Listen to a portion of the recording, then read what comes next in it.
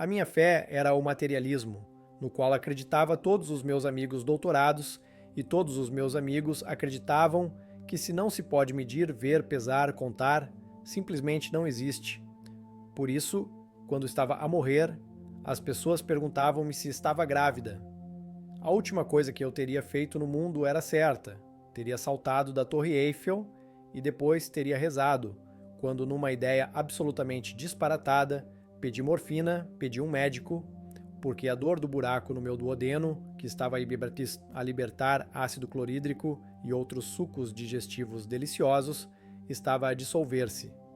E outros sucos digestivos deliciosos, eu estava a dissolver-me, estava a digerir-me como um inseto e, se querem saber qual é a sensação, tirem um carvão em brasa de uma fogueira e enfiem-no dentro do vosso intestino.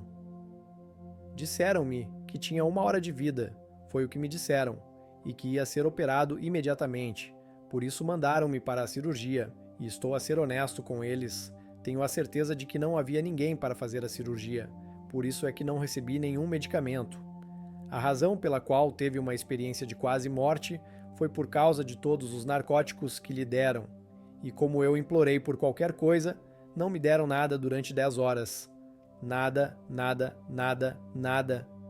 Não percebe quando a enfermeira chegou e disse que não conseguiam encontrar um médico?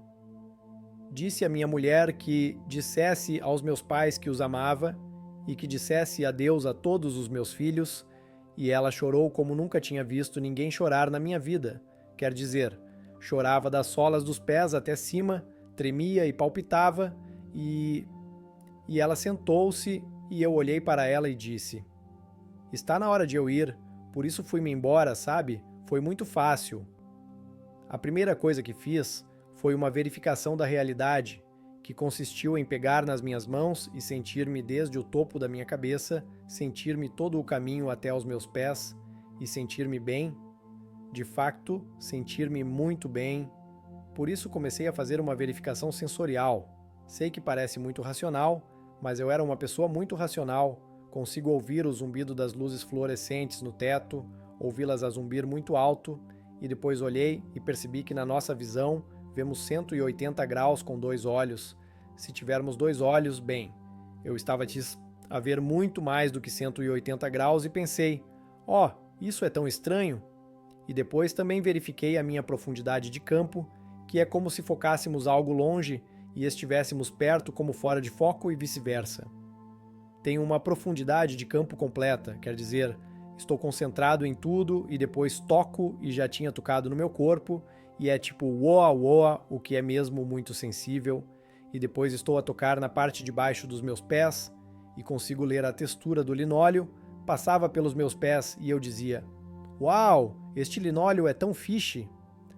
Então eu olhava à volta do quarto e a minha mulher estava do outro lado da cama, e reparei que na cama, quase toda coberta por um lençol, mas com a cabeça não completamente coberta, estava uma pessoa, e olhei para a pessoa que estava de frente para Minyor Kunaisi, que é minha mulher, longe de mim, e para o meu coração tinha uma semelhança notável comigo. Agora eu sabia racionalmente que não era eu, porque eu estava ali, e como se não pudéssemos ser racionais, as pessoas sabem que não podemos bifurcar. Esquizofrenia para dizer que como se estivéssemos em cima de nós próprios a olhar para nós próprios, como se eu não fosse maluco, não sou doido, não sou eu. Por isso estão a pensar, como é que se parece tanto comigo? Porque poderia ser uma coincidência. Não, isso seria ridículo. Por isso estou a tentar pensar de um cenário. Então, o que me ocorreu, e percebi que era absolutamente ridículo, foi que o pessoal do hospital francês tinha feito uma réplica de cera de mim. Percebi que, em primeiro lugar, eles não tinham tempo para fazer isso, e isso requer muita habilidade porque era uma réplica muito boa. E, em terceiro lugar, qual seria o motivo deles, quer dizer, por que razão se dariam a todo esse trabalho e despesa? Sim, quer dizer, olhando para trás, na altura, foi muito perturbador, por isso fiquei zangado, estou a ficar zangado, e depois tento comunicar com a minha mulher a sua cabeça baixa e as lágrimas a escorrerem-lhe pelas faces, e não obtive resposta, e foi como que enfurecedor Uma das suas técnicas para me castigar, quando não nos estávamos a dar bem, era ignorar-me. Por isso pensei que ela estava mesmo muito zangada comigo pelo que lhe tinha feito e arruinado a sua vida. E então virei-me para a minha companheira de quarto, a senhora Sheriff Lauren, que era uma francesa de 68 anos, super gentil e doce e doente. Tentei falar com ela e ela olhou através de mim como se não me pudesse ver, o que é claro que não podia.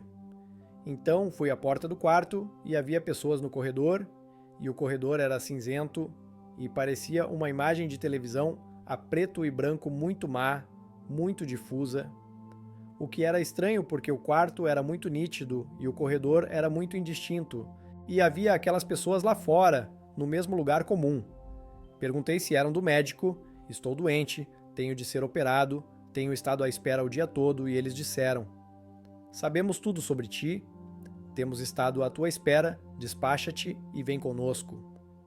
Que eram pessoas do hospital para me levarem para a cirurgia, e tendo em conta o tratamento que eu tinha tido neste hospital até então, o facto de quererem levar-me para a cirurgia fazia todo o sentido, quer dizer, nunca questionei isso, e assim fizemos uma longa viagem.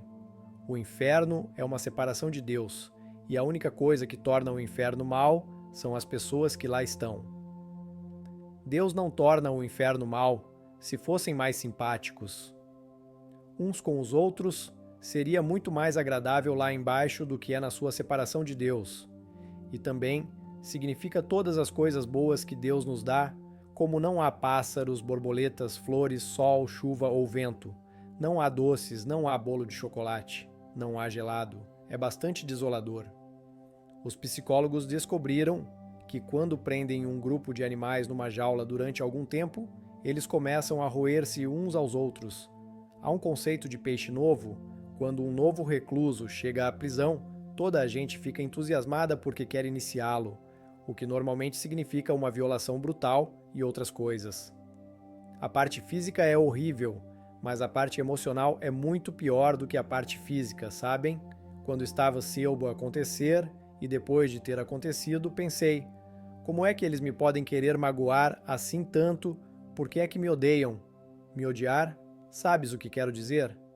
Essa é a parte que não consigo entender, porque sabes o que sei agora, porque eles não se importam, não foram diretos a mim pessoalmente, eu era peixe novo, e quando eles acabaram comigo, é porque eu já não estava a reagir física e emocionalmente, já estava demasiado longe, sabem?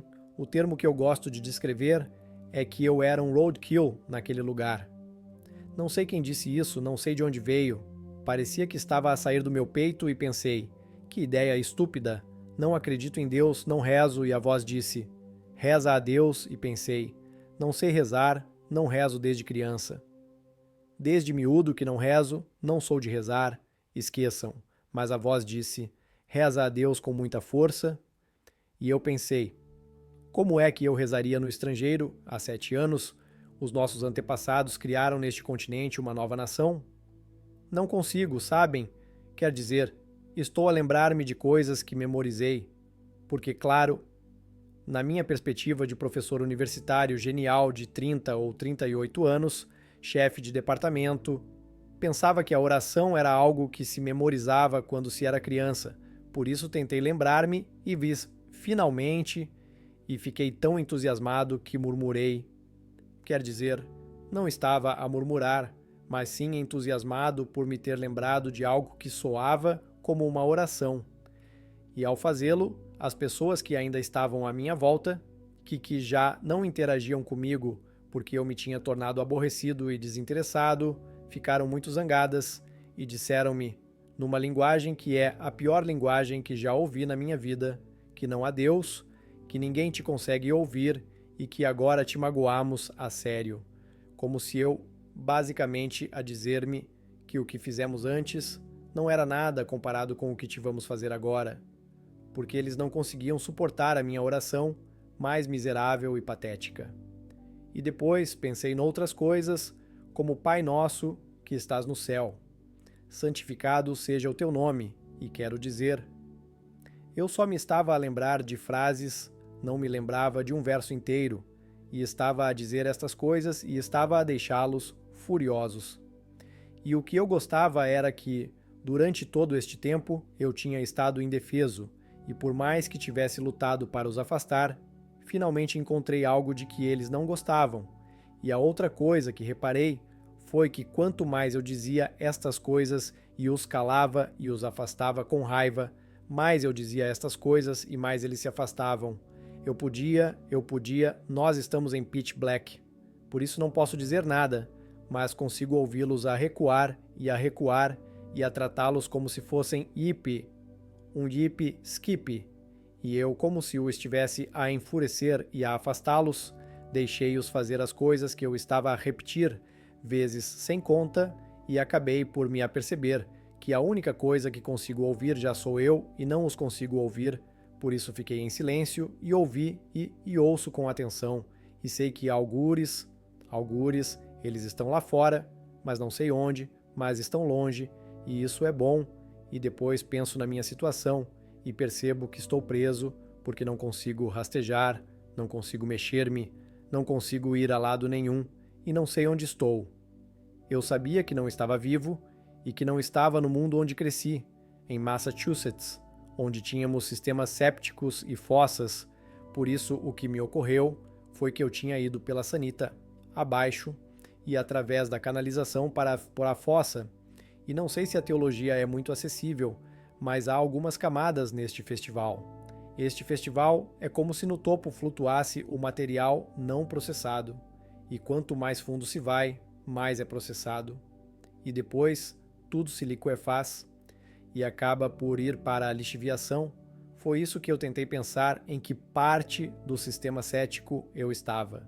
Eu sabia que era um idiota egoísta, eu sabia que no mundo inteiro nunca teria admitido isso se tu e eu nos conhecêssemos, se me tivesses conhecido como Howard Storm, professor Howard Storm, na Universidade do Norte, para me admirares e seres um fã, sabes? Ou tudo o que tu, como tu, serias para mim, é alguém para apoiar o meu ego.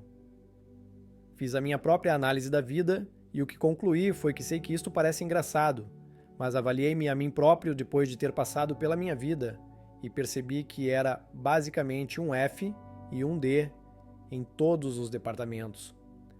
Porque tudo o que eu conseguia ver eram todas as formas como tinha falhado e senti-me mesmo muito mal.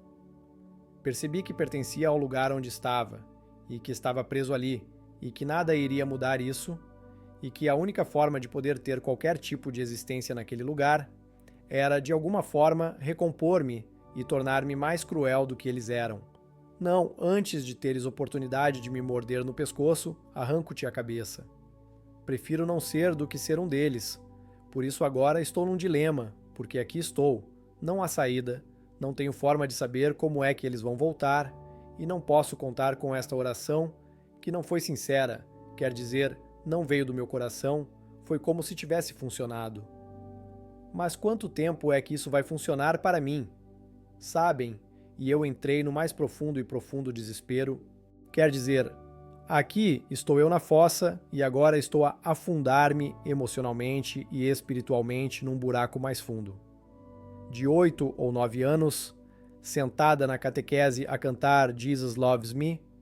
Não era a ideia, as palavras eram boas, mas não eram as palavras. Era como quando eu era criança. Acreditava num Deus, num super-homem, e quando os crocodilos e os ursos viviam debaixo da tua cama e tentavam morder-te os dedos dos pés, lembras-te deles? Os teus dedos dos pés, lembras-te deles quando começavam a morder os meus dedos dos pés à noite? À meio da noite, eu rezava a Jesus e eles iam embora, e depois, claro, tinha vozes na minha cabeça que diziam: não acredites nestas coisas parvas, sabes assim? Tu eras uma criança, és idiota, sabes que não é verdade. E depois as outras vozes diziam: por que é que ele se importaria contigo? Não fizeste mais nada senão usar o nome dele como um palavrão nos últimos 20 anos, sabes? Ele não te vai ouvir, mesmo que existisse, ele odeia-te. E finalmente gritei na minha cabeça: para! E gritei e disse: Douglas, em puro desespero, Jesus, por favor, salva-me. Sem fazer a mínima ideia se Jesus existia ou não, se gostava de mim, ou se não gostava de mim, ou se não gostava de mim. Esta esperança tênue de que pudesse ser verdade, esta luz impossivelmente brilhante, como se fosse realmente luz, ter-me-ia queimado. Eu estava tão impressionado com o brilho da luz e com a sua beleza, e depois olhei para mim e vi o Gor e pensei: meu, eu tinha sido um, e do escorrega saíram mãos em braços e ele tocou-me, e quando me tocou, aconteceram 3 coisas. Uma é que toda a beleza começou a desaparecer e eu fiquei inteiro, e a outra coisa que aconteceu foi que fiquei cheio de êxtase, em vez de estar simplesmente só com dores da cabeça aos pés. E por último, e mais importante, experimentei um amor que nunca soube que existia, e infelizmente ainda não encontrei nenhuma linguagem que o possa descrever. Sabia que, para além de toda esta cura e amor e tudo isso, ele gostava mesmo muito de mim. De facto, sou a sua pessoa favorita em todo o universo, e infelizmente, tu também és, e ele gosta de mim. Quer dizer, ele não gosta de mim. Não está, sabes, não está zangado comigo. Sabes, está, e ele está a esfregar minhas costas. Deu-me uma massagem muito suave e macia nas costas, e descolamos como se estivéssemos a voar num helicóptero, só que éramos só Jesus e eu, sem o helicóptero, porque eu tinha a minha cara enterrada no peito e no pescoço dele. E na verdade estou um pouco assustado, porque estou a pensar que espero que ele não me largue, por isso estamos a andar, e eu estou a tentar recompor-me, porque sinto que lhe pus muita baba do meu nariz e da minha boca, muita baba, e sinto-me mal com isso porque não tenho a certeza se tenho ou não. E sinto-me mal por isso porque não tenho um lenço para os limpar. Atividade e eu tinha esta gigantesca ideia de que o Deus que eu disse não era vamos para a casa dele, vamos para o território dele, quer dizer, eu sei que há algures naquela grande galáxia de luz, se quiserem, há Deus lá dentro e estamos a ir em direção a ele, e eu sou o maior idiota do mundo inteiro, e eles provavelmente odeiam-me. Por causa do que eu disse e fiz, e penso para mim mesmo que ele cometeu um erro terrível. Eu não pertenço aqui. E com isso paramos e estamos fora do voo desejado, que poderíamos chamar de céu, porque é isso que era, eu chamo-lhe casa. E disse: nós não cometemos erros, o teu lugar é aqui. E eu pensei: como é que sabes o que eu penso? E ele riu-se e disse: eu sei tudo o que já pensaste. E eu pensei: sinto-me muito desconfortável por saberes tudo o que já pensei, porque já pensei em coisas que não quero que saibas que pensei, e imediatamente pensei em algo que não queria que ele soubesse que pensei, que foi que pensei em abreviar. Sempre fui um tipo de mamas. E sabes o que ele fez? Ele riu-se e riu-se e riu-se, achou muito engraçado e eu pensei: ele acha que eu tenho piada. Ele disse: sim, tens muita piada. E eu pensei: ele acha que a Stephanie tem piada porque ninguém tem tanta piada. Começamos a falar e ele interrompeu a nossa conversa, que é toda telepática. Tinha uma voz masculina jovem e disse: tenho um grupo de pessoas que quero que conheças. E chamou-as com um tom musical. E elas vieram e havia um grupo de mulheres que formaram um círculo sério à nossa volta. E ele disse que e querem mostrar-vos a vossa vida, por isso começamos a ver a minha vida. E era aquilo a que eu chamaria uma projeção holográfica de mim a interagir com as pessoas. E o interessante era que havia adereços. Mas normalmente não havia um fundo. Só quando o fundo era apropriado é que tínhamos mesas e aplausos e um chão e o resto não estava lá. De todo entrava numa cena e gostava de ver o que acontecia à pessoa. Depois do que lhe acontecia, depois de interagirmos ou o que ela estava a sentir, sentia o que ela estava a sentir. Eu era mais manipulador e desligado das pessoas. E Jesus e os anjos partilharam claramente a sua infelicidade com o rumo que eu estava a tomar, não de uma forma cruel, mas apenas como se fosse uma grande desilusão. E eu senti os seus sentimentos e senti-me mal por ter sido uma grande desilusão. uma carreira, tinha uma mulher, tinha filhos, tinha uma casa, tinha carros, blá blá blá, tinha tudo isso, tinha o sonho americano, ia a algum lado, ganhava prêmios em exposições de arte, era titular, era professor catedrático, blá blá blá, e nada disso importava, e elas fizeram-me saber que nada disso importava. De facto, foi muito surpreendente para as mulheres, porque eu dizia: olhem, tenho um professor catedrático, tenho 26 anos, nunca ninguém conseguiu isso. E nunca ninguém entendeu isso, sabe? Eu disse: sim, bem, isso não tem importância nenhuma. Olhe para nós, olhe aqui, onde você ignorou um aluno que realmente precisava de um amigo, e então eles se sentiram tão tristes por esse aluno, e isso é bom, e essa é a revisão de vida que continuou na minha vida adulta. A minha vida era ser a pessoa mais famosa, mais rica, mais importante e mais poderosa que eu poderia ser. Quero dizer, queria tudo quando acabássemos com aquilo tudo. Ele disse: tens alguma pergunta, eu? E eu disse: sim, tenho 1 milhão de perguntas. Por isso perguntei-lhe tudo o que me lembrei de responder, e ele respondeu a tudo. Ter sido acusado de coisas simples, como, por exemplo, quando os bebés são abortados ou natimortos, ou morrem quando são muito novos, têm outra oportunidade de vida. E as pessoas ficaram furiosas comigo, e chamaram-me todo o tipo de nomes, porque Jesus me disse que eu era como se lamentasse se não gostassem do plano de Jesus, que não. Ele não atira bebés para o inferno, não só me disse como me mostrou, e visitamos alguns lugares, que o universo está cheio de seres inteligentes e de formas de vida variadas e que, de facto, este mundo é um dos mais baixos de todos. Há muito mais seres espirituais, bondosos, amorosos e inteligentes em todo o universo. Perguntei a Jesus o que acontece às pessoas quando morrem, e ele disse-me que é um problema muito grande, porque ele disse que, normalmente, quando as pessoas morrem, não sabem que morreram, porque quando estavam a morrer, estavam a sofrer, e quando morreram, o sofrimento acabou, e por isso, sentem-se muito bem, e pensam que ficaram bem e não sabem que morreram. É engraçado porque as pessoas têm pavor de morrer. É como se não, morrer é muito bom, quando não se está bem, sabe? Ficou sem coisas para dizer. Então eu disse: ok, eu quero ir para o céu. E ele disse: na verdade, você vai voltar para o mundo e tentar ter a vida que criaste para ser em primeiro lugar. Por isso tivemos uma grande discussão. As pessoas dizem sempre que é uma discussão, e eu discuti com ele o mais que podia, e disse-lhe: por que é que me mandas de volta para o mundo? Porque está cheio de pessoas cruéis e más, e é uma. E ele disse que o mundo que ele disse é verdade. Há muitas pessoas cruéis e más, mas também há pessoas muito amorosas e bonitas. E ele disse que o que está no teu coração é o que vais encontrar. E se tiveres amor no teu coração, vais ver o amor nas outras pessoas. Se tiveres beleza, amor nas outras pessoas. Se tiveres beleza nas outras pessoas, verás a beleza nelas. Ele disse que o que está em ti é o que vais encontrar. E sabes que mais?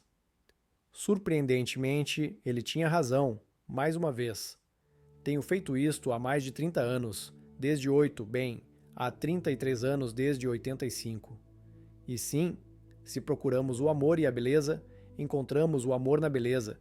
Se procuramos a crueldade e a fealdade, lutamos contra a cultura, mas estou a dizer-vos que o amor e a beleza estão em todo o lado e em toda a gente, incluindo pessoas que não nos parecem imediatamente amorosas ou bonitas. A recuperar na chamada área de recuperação do hospital em Paris, a sala estava um pouco escura. Era de dia, mas as luzes não estavam acesas, a sala iluminou-se e um jovem bonito, com cerca de 20 e poucos anos, parecia loiro, vestia uma bata de hospital, verde pálido, com mangas em V e tênis. E tênis, ele entra na sala e diz: Howard, como estás? Eu fico tipo, uau! Mais uma vez, um inglês perfeito, sem qualquer tipo de surpresa num hospital francês, mas resumindo, ele disse: vou estar a olhar por ti e quero mostrar-te que tudo vai ficar bem, mas tens uma longa recuperação pela frente. Mas eu mas eu vou estar sempre por perto. E eu disse: Ótimo, ótimo, muito amável. E perguntei: Como te chamas? E ele disse: Não te preocupes com isso. E disse: Nunca mais me vais ver? E disse: Acabaste de dizer que ias olhar por mim e que me ias acompanhar durante toda esta recuperação e que nunca ias estar por perto, e agora estás a dizer-me que nunca mais te vou ver. Sim, é tudo verdade. Ele disse que vou estar por perto, mas que nunca mais me vais ver, e eu disse que não sei. Isso não faz sentido nenhum, sabes? Vais estar comigo?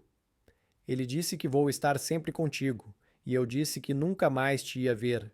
Disse que nunca mais me ias ver, e eu disse: Muito, muito confuso, não percebo. Eu estava ali sentada e pensei: O que é que foi aquilo? O que é que foi aquilo? E imediatamente a enfermeira entrou na sala e eu disse: Como é que se chama o médico que acabou de chegar? E de sapatilhas e outras coisas, ele disse que não estava ninguém na sala e eu disse que estava alguém na sala, que tinha acabado de sair e que provavelmente tinha passado por ele quando entrou. E ela disse que a minha secretária estava do lado de fora desta porta e que eu estava sentada nessa secretária há muito tempo e que ninguém tinha entrado ou saído desta sala. E eu disse que não estava a perceber que estava aqui e eu disse-lhe que não percebia. E ela disse que ninguém tinha entrado nesta sala, que eu tinha estado aqui à porta, que ninguém tinha entrado na sala, e eu disse-lhe: Bem, está enganado. E ela ficou muito zangada comigo, porque eu estava a discutir com ela. Quer dizer, o inglês dela não era assim tão bom, eu e ela falávamos muito mal francês, mas o que me deixa louco é que é tão simples, é tão fácil chamar por Deus e mudar totalmente a nossa vida e podemos passar do desespero à alegria. Podemos passar da dor à felicidade. Podemos descobrir que nem todos os nossos problemas serão resolvidos imediatamente, mas com a ajuda de Deus encontraremos as soluções para os nossos problemas. A verdade é que nas verdadeiras igrejas, nas verdadeiras sinagogas, nos verdadeiros templos, é tudo gratuito, sem custos, sem obrigações, porque há um grupo de pessoas que vivem para tentar ajudar e apoiar alguém